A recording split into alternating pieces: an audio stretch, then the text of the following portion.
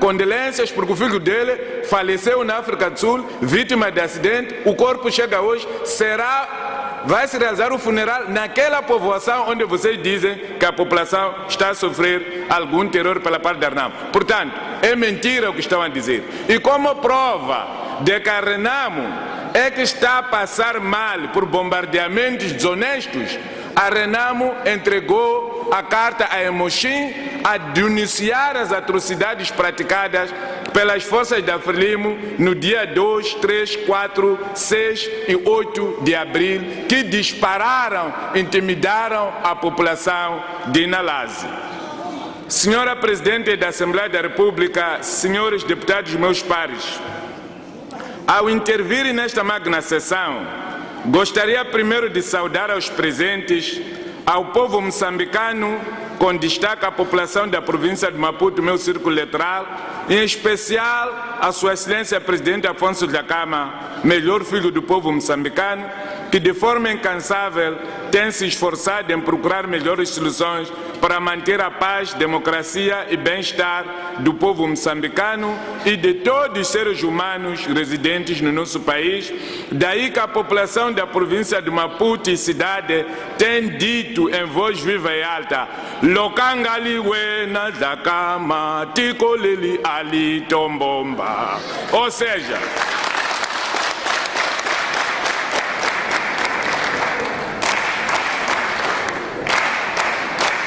se não fosse seu empenho, senhor Presidente da Câmara, este país teria desaparecido do mundo democrático e como república de todos nós. Ouvimos aqui o grupo de avanço ou de choque da bancada da Frelimo tentando ilibar o governo que há 40 anos relega o povo à miséria em Moçambique, país onde o desemprego, falta de transporte condigno, vias de acesso cheias de buraco, salários de miséria que não chegam para comprar farinha e caril, para não falar de saúde, educação e outras necessidades básicas das famílias moçambicanas que acabam não sendo cobertas pelo magro salário. Um país onde os patrões e gerentes estrangeiros abusam os trabalhadores nacionais e as direções de trabalho pouco fazem, porque os patrões estão de mãos dadas com dirigentes corruptos do governo do dia, que ao tomarem conhecimento de medidas tomadas pelos inspetores, usando o nome do Conselho do Ministro e de Governo Educador, vão para o local, cobram comissões dos empresários e anulam as multas e outras medidas que podiam obrigar aos estrangeiros a mudarem de atitude, a mudança de atitudes por parte desses gerentes estrangeiros abusadores. Estamos num país onde a frelimização das instituições públicas é pão de cada dia, o que propicia o uso abusivo dos meios do Estado pelos membros do partido no poder. Enquanto o povo está a sofrer o aumento de custo de vida, um país onde o diabo e o mal se associam para juntos destruir as casas que o povo construiu com muito sacrifício, com a alegação de que não estão autorizadas pelos municípios. Ao mesmo tempo que o povo vê os seus filhos enfrentar um ensino sem qualidade, o que não habilita os mais novos a terem melhor emprego. Enquanto isso, os verdadeiros heróis nacionais vão se divertindo à espera do seu dia de partida da terra para o céu, porque já perceberam, já perderam esperança de ver o seu sacrifício valorizado, de modo a proporcionar melhores momentos aos seus filhos. Os heróis nacionais a que me refiro são os polícias, pessoal de saúde e professores, que, submetidos ao sofrimento pelos sucessivos governos da Frelimo, que têm na criminalidade o seu modo de vida. É criminosa a Frelimo porque paga mal aos polícias, aos médicos, aos enfermeiros e professores, porque encoraja que a sociedade deva lidar com o cabritismo. Aliás, a Frelimo ensinou ao povo que o cabrito come onde está amarrado. Senhores deputados, senhores convidados, estamos em derradeiros momentos de apreciação ou debate da proposta do programa quinquenal do governo, um instrumento macro que, em condições normais, deve apresentar indicadores numéricos daquilo que o governo se propõe a realizar nos próximos 5 anos. Da apreciação que temos vindo a fazer, constatamos que em muitos setores não há indicadores nem clareza sobre os locais onde as principais ações serão implementadas. O programa está cheio de erros ortográficos e de concordância, chegando a confundir o governo com o Estado. O programa apresenta o uso abusivo de conectores. Apresenta palavras que deviam estar no plural escritas no singular. Falta de clareza sobre o que se pretende com os professores do ensino primário e secundário. Apesar de se reconhecer o seu papel na educação das novas gerações, estas são algumas questões e mais outras que nos preocupam. A falta de garantia de um currículo seguro, consentâneo com a realidade do país, o que torna o Sistema Nacional de Educação mentor de ensino sem qualidade. O fato do programa não prever melhorias das condições de trabalho nos setores de saúde, segurança pública e educação. Ao falarmos de melhoria das condições, estamos a falar de vencimentos ou remunerações praticadas nesses setores, tendo em conta o risco, responsabilidade e o empenho dos profissionais. Isto faz com que o documento seja um documento sem relevância para aqueles profissionais. O programa quinquenal não prevê medidas conducentes a alterar a vergonha que se assiste na televisão de Moçambique, na rádio Moçambique, no Jornal Notícia, Jornal Domingo e Agência de Informação de Moçambique.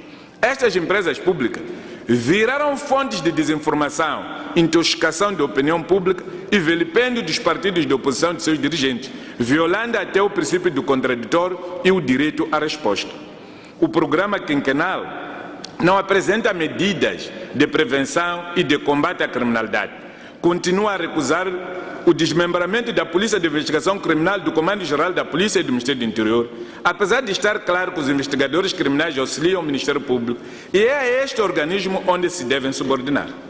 O programa quinquenal demonstra uma apetitosa vontade do governo fiscalizar as atividades dos órgãos de comunicação social em violação ao princípio da liberdade de imprensa, plasmado no artigo 48 da Constituição da República de Moçambique, entre outros erros graves que, a nomeá-los, levaríamos mais tempo do que o previsto para este debate.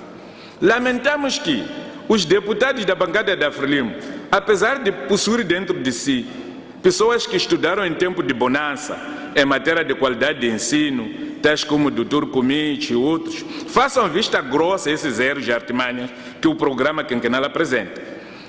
Excelências, é inconcebível o nível de falta de valores a que chegamos, quando homens e mulheres sensatos chegam a afirmar que este programa é pragmático, permitirá a consolidação do Estado forte, próspero, de direito, democrático e de justiça social, quando se sabe que a polícia, o pessoal de saúde e os professores recebem muito mal e estão abaixo dos outros funcionários públicos, como é o caso dos cobradores de impostos. Refiro-me ao pessoal da autoridade tributária.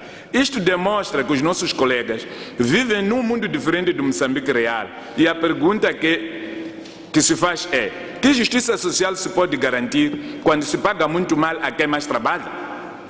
Os nossos colegas deputados da Frelimo estão deslocados da realidade ao afirmarem que a proposta do programa quinquenal está em perfeito alinhamento com a vontade manifestada pelos moçambicanos nas eleições de 15 de outubro de 2014, pois a vontade do povo moçambicano foi posta em causa com os respectivos resultados. O povo moçambicano não votou na Frelimo nem votou no NUS. A vontade que se impôs foi a dos órgãos eleitorais e do Conselho Constitucional, o que é diferente da vontade popular. O outro aspecto mais saliente nesta proposta do programa quinquenal é a expressão soberania nacional, em detrimento de democracia e desenvolvimento, o que nos leva a questionar: por que insistir muito na soberania? Terão descoberto que o antigo presidente da República da Frelimo seguia políticas importadas do exterior? Ou estão a criticar o comportamento dos governantes dos mandatos passados por terem destruído instituições de ensino e saúde no país, razão pela qual seus filhos estudam no exterior e a assistência médica destes dirigentes e suas famílias é também feita no exterior? Como é que se explica que um programa com uma coerência na sua estrutura e no conteúdo não tenha garantia de harmonização dos instrumentos de planificação a nível provincial, distrital e nacional? Como é que se pode fiscalizar e avaliar um programa quinquenal que não indica quantos professores, enfermeiros, médicos, polícias, magistrados serão formados e contratados e os que irão à reforma durante o quinquênio? Depois da insistência da minha bancada, o ministro da Educação veio inventar alguns números. Por que não os colocou na proposta, senhor ministro? Como é que um governo que gera negócios de um Estado, que perde muito dinheiro por causa de obras sem mínimo de qualidade, pode garantir o bem-estar sem indicar medidas concretas com vista a acabar com estes desmandos? O último ministro das Obras Públicas do governo de Guebuza, o senhor Mutemba, também esteve a elaborar instrumentos de regulação. O senhor ministro também vai acabar o seu mandato a elaborar os mesmos instrumentos. Até quando o povo esperará por esses instrumentos? Como é que um governo pode combater a corrupção quando no seu seio também tem corruptos? Como é que o governo pode combater o crime violento quando Kalashnikov é membro do mesmo governo? Não acha, senhor primeiro-ministro, que seria sensato primeiro o governo se libertar do Kalashnikov, entregá-lo à procuradoria para se pronunciar sobre o que sabe pela morte do Dr. Sistak, e todos aqueles que na impressão da foto oficial do chefe do Estado ganharam comissões prejudicando a empresa do Estado especializada em fotografia? Não acha, senhor primeiro-ministro, que já é tempo do povo passar festas com refeições decentes e não apenas com miudezas e derivadas de galinha, como recomendara no Natal uma ilustre membro da Comissão Política da Frelimo aos munícipes da cidade de Maputo? Por que questionar tanto a oposição se aqui estamos a debater a propositura cujo proponente é o governo? Não seria isto, ou não será isto uma manobra dilatória que visa distrair o povo moçambicano do nosso objeto de debate? Que relação tem o vencimento dos deputados da oposição com este debate? Quererão dizer que os deputados da Frelimo têm outra fonte de vencimento, diferente do Tesouro, onde provém o vencimento dos deputados da oposição? Que fonte será essa? Serão os sacos azuis dos ministérios, empresas públicas e receitas de suborno dos que dilapidam o nosso país? Excelência, o primeiro-ministro, ao intervir, manifestou reconhecimento pelas contribuições dos deputados. Contudo, os seus acompanhantes, alguns dos seus acompanhantes, não têm o mesmo reconhecimento.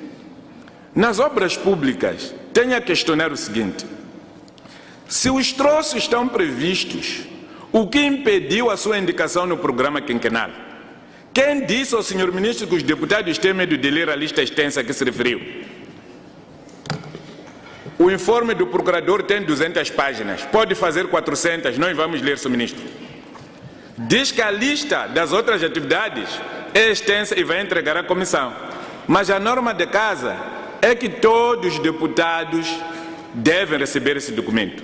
Queremos essa lista distribuída a todos os deputados, porque são fiscalizadores e devem aprovar o programa.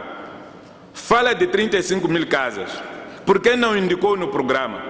Quais as razões que levaram o governo a usar duas formas de quantificação? Números e percentual. Na água e saneamento está em percentagem. Casas e quilometragem das estradas estão em números. Por que, senhor ministro? A ministra de Saúde veio falar do rácio médico-habitante. Mas é preciso recordar que parte dos médicos que entram nas contas já não exercem a medicina. Exemplo, o governador da Zambésia. Há muito tempo que já se esqueceu de receitar medicamento às pessoas. Mas o que o povo quer ouvir é quanto vão pagar ao enfermeiro, ao médico e outro pessoal de saúde, tendo em conta que tem responsabilidade de atender muita gente. O fundamental seria pagar muito bem esses profissionais, de modo a ter motivação e por considerar que o trabalho é de maior risco. Na educação, a pergunta colocada é quantos professores no quinquênio? E o ministro veio falar dos professores por ano. Lamento que o professor universitário tenha caído neste erro. Mas ainda não respondeu o fundamental, que é a motivação do professor, porque pagar salário em tempo útil, distribuir batas aos professores não é suficiente. O que os professores precisam são aumentos salariais, dada a natureza e o esforço que aplicam no seu dia a dia. É preciso ter sempre em mente que o professor não só trabalha na sala de aulas, mas também planifica a aula, faz consulta bibliográfica, corrige trabalhos de casa e avaliações. Esse tempo todo é de trabalho e deve ser pago. Reorganizar a carreira docente. O que é isso, senhor ministro? Por que não resolver primeiro o problema salarial? Senhor ministro da Educação, qual é a razão de se extinguir o exame na quinta classe? Que vantagens traz isso para a formação acadêmica do aluno? Qual é a vantagem das passagens automáticas do nosso sistema de ensino? Qual é a vantagem dos testes de múltipla escolha no ensino médio? E tendo em conta que os mesmos são de nível provincial e ao longo da sua produção, distribuição, não há garantia de que os mesmos estejam apenas com os professores e acabam aparecendo no mercado negro. Os estudantes entram na sala com a prova feita. O governo propõe-se a equipar escolas em carteiras. A questão que se levanta é: de onde virão as carteiras? Da produção nacional ou da importação? Por que não capacitar e potenciar o empresariado nacional para a produção deste produto, tendo em conta a abundância da madeira no país? Os jovens de 18 a 35 anos podem ingressar no aparelho do Estado, porém, o Ministério da Educação interdita o ingresso nas escolas de formação de professores a jovens maiores de 26 anos, alegando que são maiores de idade. O que se pretende com essa medida, Sr. Ministro? Discriminar a maior parte dos moçambicanos? Por que não admitir jovens até 30 anos, tendo em conta que a formação é de 3 anos, e sairiam com 33 anos? Esta medida representa um combate cerrado às oportunidades de formação e emprego para jovens moçambicanos. Senhor Ministro dos Recursos Minerais e Energia, veio contar a história do que está a ser feito. Mas o Ministro precisa de saber que o que está a ser feito, o que está em curso, não faz parte deste programa quinquenal. Segundo, se os nossos técnicos da EDM fossem bons, não contrataríamos empresas privadas para fazerem simples baixada e trocar lâmpadas nas estradas. Se os nossos técnicos fossem bons, não teríamos interrupção de fornecimento de energia elétrica às nossas casas. Significa que, se são bons, então são muito bons sabotadores. Porque, ao restabelecer o fornecimento da corrente, depois das interrupções, destroem nossos eletrodomésticos, criam curtos-circuitos que deflagram em fogo e destroem casas, empresas e outras infraestruturas. Um bom técnico não deixa um transformador obsoleto explodir, à semelhança do que assistimos no campus da OEM há anos. No bairro Romão, no dia em que vovó Marta Mbogoda Mkhavele Gebuza fazia a festa do seu aniversário e com muitos convidados à sua volta.